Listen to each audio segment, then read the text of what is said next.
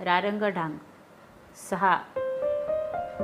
सकाळीच बाहेर पडलेले मेजर बंबा ऑफिसात परतले तेव्हा 3 वाजून गेले होते. कॅप्टन बहलच्या टेबलापाशी ते क्षणभर थांबले. हेल्मेट डोक्यावरून उतरवत त्यांनी विचारलं, काही अर्जंट? काही नाही. ते त्यांच्या खोलीत जाणार एवढ्यात खुर्चीवरून उठत बहल म्हणाला, विश्वनाथचा फोन आला होता. कशाला? त्याला कॉम्प्रेसर हवा होता. मेजर बंबांच्या कपाळाला आठ्या पडल्या. का? सर्वेसाठी त्याला काही ठिकाणी ड्रिलिंग करायचं आहे. नॉनसेन्स. त्याला मी सांगितलं होतं की सर्वे झालेला आहे, रस्त्याची आखणी केलेली आहे.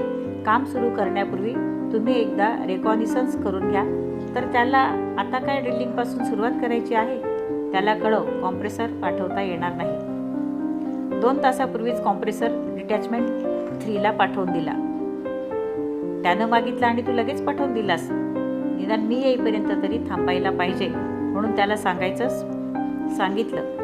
तर विश्वनाथ म्हणाला, मेजर बंबांना विचारून घ्या की शनिवारी रिपोर्ट दिला नाही तर चालेल काय? Dam it. या विश्वनाथला आता ड्रिलिंग कशासाठी करायचं आहे? कल्पना नाही, पण सॉईल सॅम्पलसाठी असं काहीतरी तो म्हणत होता. या सिव्हिलियन्सला वेळेचं महत्त्व आणि शिस्त कोणीतरी शिकवलीच पाहिजे. विश्वनाथला फोन कर, मला त्याच्याशी बोलायचं आहे. डिटॅचमेंट 3ला अद्याप फोन आलेला नाही. मग त्यानं कुठून फोन केला होता? डिटॅचमेंट 2. तेवढ्यासाठी 6 मैल तो चालत आला होता. Dam it. मेजर बंबा त्यांच्या खोलीकडं निघून गेले. कॅप्टन बहलनं मघा अर्धवट राहिलेला रिपोर्ट पुढे लिहायला सुरुवात केली. गेले 5 दिवस रोजच हा कार्यक्रम. सकाळी बरोबर 7 वाजता 10 जणांची सर्वे टीम डिटॅचमेंट 3मधून निघायची. विश्वनाथ बरोबर सुभेदार ठाकूर साहेब, बहादूर, ग्रेप्सचे जवान आणि 2 गुरखे. कुणाच्या हातात फावडी तर कुणाच्या हातात बहारी. बहादूरच्या खांद्यावर दोराचं बंडल. तो दोर कुठं लागेल ह्याचा नेम नव्हता. बऱ्याच ठिकाणी साधी पायवटही नव्हती. दगडातून मार्ग काढत चढ चढून जावे लागत. एबनी लेव्हल उभी करण्याइतकी सपाट जागा काही ठिकाणी मिळणं मुश्किल. मग स्टाफ पुढं पाठवून उभा करणं हे त्या पलीकडचं दिव्य. पण विश्वनाथची चिकाटी जबरदस्त होती. या उभ्या आडव्या ढांगाचा कोपरानकोपरा त्याला न्याहाळायचा होता. हा अबोल अलिप्त दिसणारा ढांग कधीतरी बोलायला लागेल अशी त्याला खात्री होती. प्रत्येक बारीक सारीक भेग बोटांनी तपासावी तशी त्याची नजर ढांगावरून फिरे. इंजिनिअरिंग टेलिस्कोपमधून त्याचं निरीक्षण कितीतरी वेळ चाले, पण त्यासाठी मोक्याची जागा सापडत नव्हती. सतलजच्या पात्राजवळून खालून ढांग पाहायचा म्हणजे आकाशात घुसलेला नेतळ पहाड आणि वरून पाहायचा म्हणजे तुटलेल्या कड्यावरून खालची सतलज तेवढी दिसायची. पुरा ढांग दृष्टीपथात येण्यासाठी सतलजच्या पलीकडच्या तीरावर जाणं जरुरीच होतं. विश्वनाथनं त्याबद्दल बहादूरला विचारलं. तसा तो म्हणाला, हा साहब जरूर जा सकते है. कसं? पुढं ढांग संपतो तिथे पूल आहे ना, तो ओलांडून पलीकडे जायचं. असं मागं चालत येऊन ढांगासमोर उभं राहायचं. विश्वनाथ हसून म्हणाला, रस्ता मलाही माहीत आहे, पण किती वेळ जाईल? कसला वेळ? आम्ही चौघी आदल्या रात्री निघतो. पुलापलीकडं तंबू ठोकून ठेवतो. आपण पहाटे निघा. दिवसभरात काम नाही झालं तर मुक्काम करू 1 रात्र. विश्वनाथनं सुभेदार साहेबांना 4 निवडक जवानांना बरोबर घ्यायला सांगितलं. पहाटेच्या अंधारात सर्वे टीम निघाली. टॉर्चच्या प्रकाशात त्यांनी सतलजच्या काठानं रारंगढांग पार केला. ते जुन्या लाकडी पुलाजवळ पोहोचले तेव्हा समोरच्या पहाडातून सूर्य नुकताच वर येऊ लागला होता. पूल ओलांडताना विश्वनाथला बकरीच्या पिल्लाची आठवण झाली. मनात आलं, आणखी काही महिन्यात नवा पूल तयार होईल. नदी ओलांडणं हे तेव्हा जीवावरचं संकट राहणार नाही. नदी पलीकडं आदल्या रात्री निघालेल्या गुरख्यांनी तंबू उभारलेला होता. तेथून बहादूरला घेऊन विश्वनाथ व सुभेदार साहेब निघाले. सूर्य माथ्यावर आला तेव्हा ते पलीकडच्या बाजूने रारंगढांगसमोर आले. इतके दिवस या ढांगाला खालून मान मोडेपर्यंत वाकडी करून पाहिलं, पण हे असं समोरासमोर पाहण्याची पहिलीच खेप. ढांगाचं हे वेगळंच रूप. येथून दिसणारा उभ्या आडव्या पसरलेला बलदंड पहाड आणि त्याच्यासमोर उभा असलेला टिचभर माणूस. विश्वनाथची नजर रारंगढांगावर अधूनमधून दिसणाऱ्या रस्त्याच्या आखणीसाठी केलेल्या पांढऱ्या ठिपक्यांचा वेध घेत होते. इंजिनिअरिंग टेलिस्कोपमधून तो ते बारकाईनं न्याहाळत होता. त्याच्या मनोचक्षूपुढं या रारंगढांगातून खोदलेला रस्ता दिसू लागला. प्रथम एक लहानशी खोदलेली रेषा हळूहळू थ्री टनर ट्रक जाण्या इतपत मोठी करत जायचं. एका बाजूनं उघडा असलेला हा बोगदाच. सुभेदार साहेब आणि बहादूर यांचं अस्तित्व विसरून विश्वनाथ त्याच्या कामात गढून गेला. काही ठिकाणच्या टिपणी त्यानं छोट्याशा वहीत लिहिल्या, काही आकृत्या काढल्या. सूर्य चांगलाच कलला तेव्हा तो म्हणाला, चला आपण आता परतूया.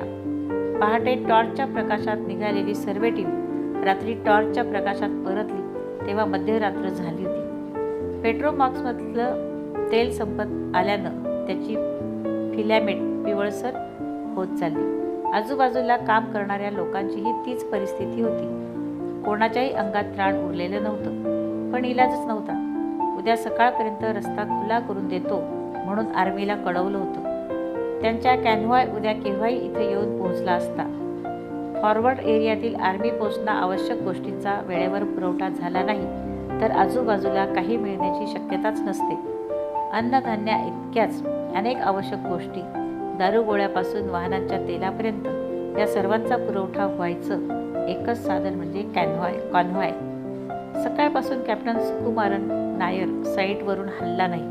लँडस्लाईड झालेला रस्ता खुला झाल्याखेरीज काम बंद करू नको असं निक्षून बजावून दुपारी मेजर बंबा गेले होते. इथं ओव्हरटाईमचा प्रश्न नव्हता, सुटीचाही प्रश्न नाही. काम करणारी माणसं ठराविक, मशिनरीही ठरलेली.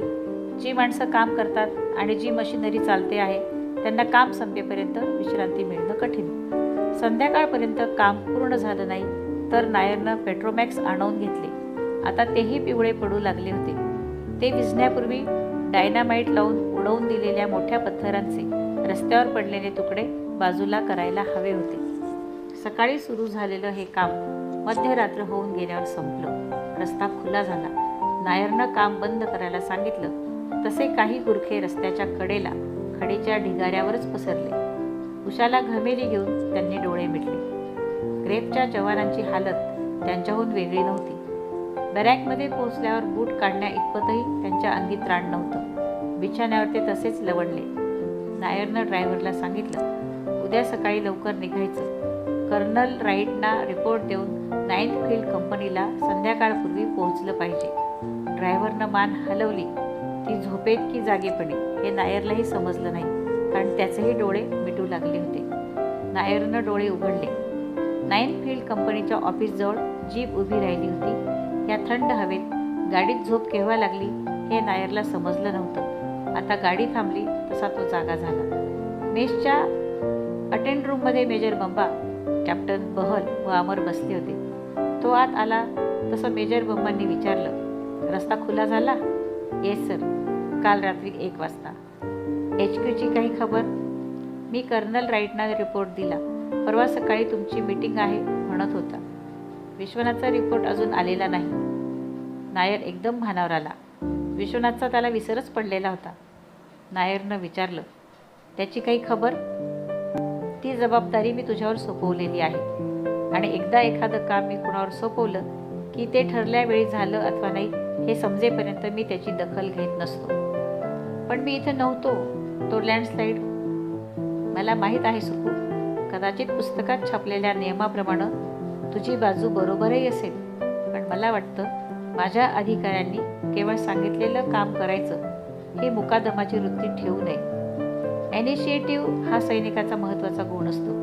स्वतःच्या कामाबद्दलची ओढ आणि स्वतःवरील जबाबदारीची जाणीव आतून निर्माण झाली नाही तर माणूस म्हणजे प्रत्येक खेपेला धक्का देऊन सुरू केलेलं वाहनच होतं. नायर काही न बोलता गप्प राहिला. मेजर बंबांनी त्याला विचारलं, तू काहीच बोलत का नाहीस? काय बोलू? तुम्हीच सांगितलं की रस्ता खुला झाल्याखेरीज तिथून हलू नकोस.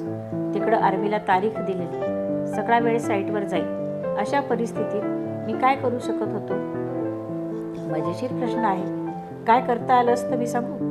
1 माइलस्टोन 56 वरचा सिग्नल रूम आहे. तेथून फोन करून इथं किंवा डिटॅचमेंट रूमला तू विश्वनाथचं काम कोठवर आलं ह्याची चौकशी करता आली असती. 2. तेथून या बाजूला येणाऱ्या कोणाबरोबरही चिठ्ठी पाठवून रोजच्या कामाचा रिपोर्ट तू असशील तिथं तुला मिळायला हवा हे तू विश्वनाथला कळवू शकला असतास. 3. लँडस्लाईडचं काम संपेपर्यंत तात्पुरती ह्या कामावर बहल अथवा दुसऱ्या कोणाची नेमणूक करावी म्हणून मला सांगू शकला असतास. ह्यापैकी तू काय केलंस? नायर काही बोलला नाही. मेजर बंबांनी छोटे खानला हाक मारली. छोटे खान, नायर साहब के लिए ड्रिंक लाना. छोटे खाननं आणलेला ग्लास हवा की नको आहे म्हणून सांगावं हे नायरच्या लक्षात येईना. तो तसाच उभा राहिला. Have it Suku, you need it badly. सुकुमारननं ट्रेमधून ग्लास उचलला आणि तसाच टिपॉयवर ठेवला. मेजर बंबांच्या मनात काय चाललं आहे ह्याची त्याला अद्याप कल्पना येत नव्हती. सुकू, बैस, ड्रिंक घे, ताजा तवाना होशील. इतका वेळ उभा असलेला सुकुमारन बसला, पण त्यानं ग्लास उचलला नाही. मेजर बंबा म्हणाले, मला वाटतं एखाद्याच्या हातून कामाबद्दल जरी हलगर्जीपणा झाला तरी त्याला ड्रिंक घेऊ द्यावं. त्यानंतर शांतपणे विचारावं, माझ्यासारखाच तूही ऑफिसर आहेस, तुझ्या हाताखालच्या लोकांनी कसं वागावं अशी तुझी अपेक्षा आहे? कारण त्यावर आर्मीची शिस्त अवलंबून असते. सुकुमारन, मला या प्रश्नाचं उत्तर हवं आहे. खोलीत एक विचित्र शांतता पसरली. तिचा प्रत्येकावर वेगवेगळा परिणाम झाला. आपल्यापेक्षा वरिष्ठ अधिकाऱ्याला असं फैलावर घेतलं जात असताना तिथं थांबावं की नाही, की उठून जावं हे अमरला समजेना. त्या संभ्रमात तो तसाच अवघडून बसून राहिला. कॅप्टन बहलला काम वेळेत पूर्ण केल्याबद्दल HQ कडून प्रत्यही येणाऱ्या तगाद्यांची कल्पना होती. तो निर्विकार होता. सुकुमारन नायरच्या ओठांवर शब्द आले होते. This bloody army and that bloody civilian, fed up. 60 सेकंदाचं एक पूर्ण मिनिट संपलं. मेजर बंबा उत्तराची वाट पाहत तसेच बसून राहिले. कोणीच बोलत नव्हतं. ही शांतता कधी कधी भयानक ताण निर्माण करते, चिमट्यासारखी पकडते, मनात खोलवर घुसते. नायर म्हणाला, मी डिटॅचमेंट 3ला आता जाऊन येतो. रात्रीपर्यंत रिपोर्ट घेऊन मी इथं परते. गुड, पण त्यापूर्वी captain Nair, finish your drink. नायरनं ग्लास उचलला, एक मोठा घोट घेतला. शक्यतो लवकर ग्लास रिकामा करून इथून बाहेर पडावं एवढाच विचार आता त्याच्या मनात होता. इथं थांबणं असह्य होतं. त्यानं परत ग्लास उचलला. एवढ्यात दार उघडल्याचा आवाज झाला. ब्रीफकेस घेऊन विश्वनाथ आत आला. Good evening. Good evening. सुटकेचा निश्वास टाकत सगळेच म्हणाले. You are late Vishwanath, major Bamba म्हणाले. उशीर झालाय खरा, पण अद्याप शनिवार संपलेला नाही, होय ना? Sit down. Have a drink. माफ करा, मी पीत नाही. मला वाटतं तुम्ही एकदा हे पेपर्स पाहून घ्या. मी डिटॅचमेंटला परत जाऊ शकेन. ओके. मेजर बंबा उठले. विश्वनाथनं आणलेले नकाशे आणि पेपर्स त्यांनी टेबलावर पसरले. बाजूलाच ग्लास ठेवला आणि सिगरेट शिलगावली. पुढचा अर्धा एक तास ते पेपर्स पाहत होते. वाचून झालेला कागद बहलच्या हातात देत होते. विश्वनाथनं आणलेला सर्वे रिपोर्ट अत्यंत व्यवस्थित, सारीक गोष्टींची दखल घेणारा होता. मेजर बंबांच्या लक्षात आलं की हा तरुण सिव्हिलियन असाधारण विद्यार्थी असला पाहिजे, कारण इतर सर्व माहिती बरोबर कोणती मशिनरी साधारण कोणत्या तारखेपासून किती दिवसांकरता लागेल, कोणत्या वेळी किती माणसं वाढवावी लागतील याबद्दलचे अंदाज आणि काम पूर्ण होण्याच्या संभाव्य तारखाही त्यानं दिल्या होत्या. मेजर बंबा म्हणाले, गुड जॉब. हे सर्व मंजूर व्हायला अडचण पडणार नाही. मेजर बंबा टेबलाजवळ उठणार एवढ्यात विश्वनाथ म्हणाला, हे पेपर्स आपण HQला देणार आहात. त्यापूर्वी मला जिओलेटिक सर्वे रिपोर्ट्स पाहायचे होते. मेजर बंबांनी ग्लास उचलला.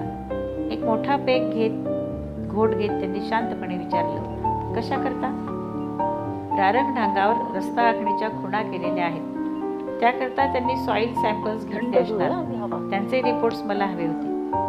ते पेपर्स इथे नाहीत. चीफ इंजिनियरच्या ऑफिसात सिमल्याला आहेत. तिकडून ते मागवता येतील. यायला वेळ लागेल. तेवढा वेळ थांबणं योग्य होईल. हे ठरवायचं कोणी? कामाच्या स्वरूपाप्रमाणे ते ठरवायचं आहे. मला वाटतं ते पाहणं ही अत्यावश्यक गोष्ट आहे. पण का? मेजर बंबांचा आवाज वर चढला. विश्वनाथ शांतपणे त्यांच्याकडे पाहत राहिला. 1-2 क्षण गेल्यावर त्यानं बोलायला सुरुवात केली. आपण कारण विचारलं, मी सांगतो. या ढांगाच्या मधला 30 फुटाचा पट्टा मोठा बेभरवशाचा दिसतो. तिथलंच सॅम्पल घेण्यासाठी मी कॉम्प्रेसर मागवला होता. तिथला दगड ठिसूळ आहे. त्यावर वरच्या पहाडाचा भार पेलला जाणं कठीण होईल. सुरूक लावून तेवढी जागा उडवून देता येईल? अवघड आहे, कारण तेवढा पहाड कोठवर उडवून देणार? हा ठिसूळ भाग कुठपर्यंत खोल गेलेला आहे हे कळणं कठीण आहे. मग तुम्ही पुलाची जी जागा दाखवली ती बदलण्याचा मी खूप प्रयत्न केला, पण त्यातून वेगळ्याच अडचणी निर्माण होतात. त्यापेक्षा दुसरं काय करता येईल याचा मी विचार करत होतो. मला वाटतं ह्या जागी आधारासाठी सिमेंटचे खांब उभारून कॉन्क्रीट लाईनिंग करणं अधिक सोयीचं होईल. मेजर बंबा काही बोलले नाही. विश्वनाथ पुढं सांगू लागला, काही घाटात असं केलेलं आहे, काही ठिकाणी खांब उभे केले तर केले आहेतच, शिवाय सगळ्या छताला लाईनिंग केलेलं आहे. मला माहीत आहे, पण विश्वनाथ, तू रेल्वे बोर्डात काम करत नाहीस, बॉर्डर रोडमध्ये करतो आहेस. असे खांब इथं उभारले जात नाहीत, असं लाईनिंग इथं केलं जात नाही. इथं का केलं जात नाही? पुरेसे पैसे नाहीत, वेळ नाही, की काम व्यवस्थित व्हावं, टिकावं ह्याला इथे महत्त्व नाही? What do you mean lieutenant Vishwanath? Major बंबासाहेब, मी इनिशिएटिव्ह घेऊन सर्वे केला, कॉम्प्रेसर मागवून सॉईल सॅम्पल घेतलं, सविस्तर रिपोर्ट तुम्हाला सादर केला. माफ करा, त्यातली कोणतीही गोष्ट तुम्हाला मानवलेली दिसत नाही. बस विश्वनाथ, रस्त्याची अलाइनमेंट झालेली आहे, पुलाची जागा ठरलेली आहे. आता उगीच बहस नको. बहस नाही, अगदी मोजक्या आणि स्पष्ट शब्दात सांगतो, हा रस्ता बांधणं ही गोष्ट मला धोक्याची वाटते. इंजिनिअरिंगबद्दल मी आजवर शिकलो, त्याच्या विरुद्ध काही करायला आपण मला कृपा करून सांगू नका. माझ्या हातून ते होणार नाही. मेजर बंबा खुर्चीवरून उठले, टेबलाला वळसा घालून विश्वनाथ समोर येऊन उभे राहिले आणि म्हणाले, लेफ्टनंट विश्वनाथ, मीही इंजिनियर आहे आणि तुझ्यासारख्या ज्युनियर ऑफिसरकडून मला उपदेशाची गरज नाही. त्यांच्या नजरेला नजर देत विश्वनाथ शांत आवाजात म्हणाला, मी ज्युनियर अधिकारी आहे हे मला माहीत आहे, पण ज्युनियर अधिकाऱ्याचं प्रत्येक गोष्टीला हो म्हणणं एवढंच काम असतं काय? मला वाटतं त्याचं काम हे की आपल्यासारख्या वरिष्ठ अधिकाऱ्यास आवश्यक ती सर्व मदत करणं की ज्यामुळे ते योग्य निर्णय घेऊ शकतील. आणि जर त्यांनी ऐकलं नाही तर तुम्ही ऐकाल, कारण सैन्यात देखील इंजिनिअरिंगचे नियम तेच असतात आणि आर्मी अधिकारी कितीही वरिष्ठ असला तरी निसर्गावर त्याची हुकूमत चालू शकत नाही. संपलं बोलून? आता माझं ऐक. तुझं इंजिनिअरिंगचं ज्ञान आणि इथल्या निसर्गाच्या लहरी या सर्वांपेक्षा मला सैन्यातली शिस्त अधिक महत्त्वाची आहे. हे काम पूर्ण करण्याच्या तारखा ठरलेल्या आहेत, तशा त्या चीफ इंजिनियर आणि आर्मी कोअर कमांडला कळवलेल्या आहेत. त्या तारखांप्रमाणे त्या सेक्टरमधलं काम पूर्ण करण्याची जबाबदारी माझी आहे. I shall see that it will be done. Okay? Vishwanath काहीच बोलला नाही. मेजर बंबा एवढं बोलले तरी तो शांतच होता. त्याच्या डोळ्यात कुठेही अस्वस्थता नव्हती. त्याच्या मनात काय चाललं आहे याचा कुणालाच अंदाज करता येईना. खोलीत परत विचित्र शांतता पसरली. मेजर बंबांनी परत एकदा विश्वनाथला विचारलं, okay? No, it's not okay. एवढंच बोलून विश्वनाथ थांबला. ठीक आहे, विचार कर आणि पुढच्या शनिवारी मला तुझं उत्तर सांग. माफ करा, पण आज आणि पुढच्या शनिवारमध्ये या रारंगढांगात सॉईल सर्वेच्या दृष्टीनं काही फरक पडेल असं मला दिसत नाही. मलाही नाही, पण तुला विचार करण्यासाठी पुरेसा वेळ दिला नाही असा ठपका माझ्यावर नको. पुढच्या शनिवारी तुझा हाच विचार कायम असेल तर लेफ्टनंट अमर, गेट रेडी. त्या दिवसापासून डिटॅचमेंट 3 तुझ्या चार्जमध्ये असेल. मेजर बंबांनी टेबलावरची फाईल मिटली आणि ते बाहेर पडले. कॅप्टन बहल, नायर, अमर सर्वच विश्वनाथकडं पाहत राहिले. विश्वनाथनं टेबलावरचे कागद गोळा केले, नकाशाच्या घड्या केल्या. ते सर्व ब्रीफकेसमध्ये त्यानं ठेवलं. सर्वे रिपोर्ट नायरच्या हाती दिला. स्टँडवरची कॅप घालून तो मागं वळून म्हणाला, अच्छा, गुड नाईट, आणि तो बाहेर पडला. अंधारात दिसेनासा झाला.